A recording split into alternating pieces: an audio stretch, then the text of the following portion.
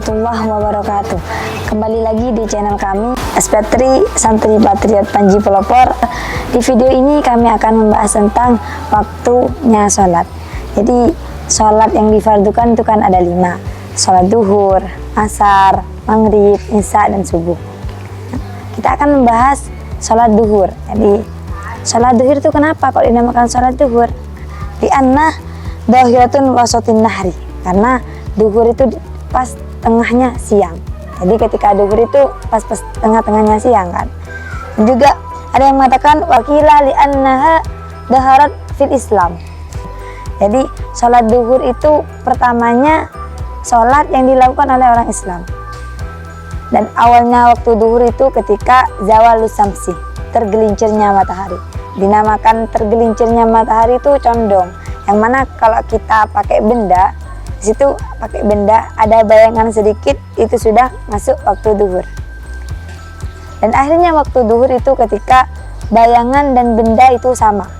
Ada bayangan nih, sama ada benda, sama ada bayangan. Di situ benda sama bayangan di situ sama, itu sudah akhir waktu sholat duhur.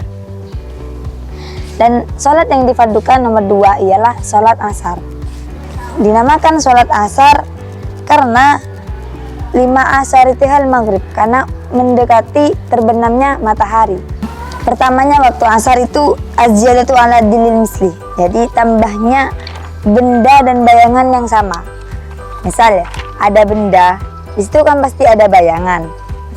Itu kan benda sama bayangan yang sama, itu akhirnya waktu duhur. Nah, ketika melebih sedikit, di situ sudah masuk waktu asar. Dan akhirnya waktu asar itu ketika ghurubus syamsi, terbenamnya matahari.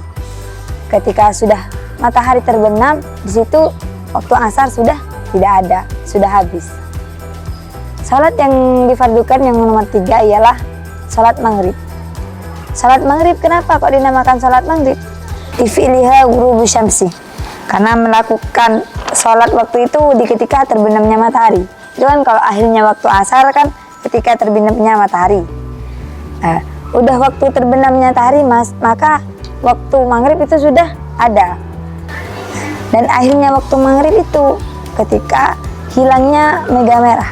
Dan di situ yang pendapatnya menurut qaul qadim yang diunggulkan oleh Imam Nawawi. Salat yang difardukan yang nomor 4 ialah salat isya. Dinamakan salat isya karena melakukannya itu di waktu dulam, di waktu gelap. Waktu isya itu ketika hilangnya mega merah, itu sudah masuk waktu isya.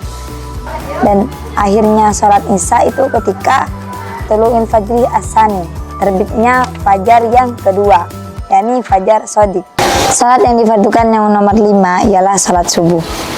Awal waktu sholat subuh itu ketika terbitnya fajar yang kedua, yakni fajar shodiq. Dan akhirnya waktu subuh itu wafil jawas aibikaroha, maksudnya boleh tapi makruh, yakni ketika tulu islamsi, terbitnya matahari.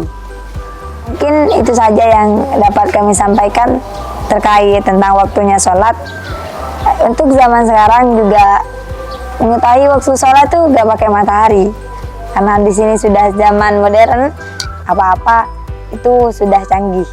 Kalian bisa lihat di aplikasi online, pakai jam dan banyak aplikasi lainnya untuk bisa mengetahui waktu masuk sholat. Cukup sekian dan semoga bermanfaat. Wabillahi taufiq wal hidayah. Wassalamualaikum warahmatullahi wabarakatuh. Dadah, sampai jumpa lagi.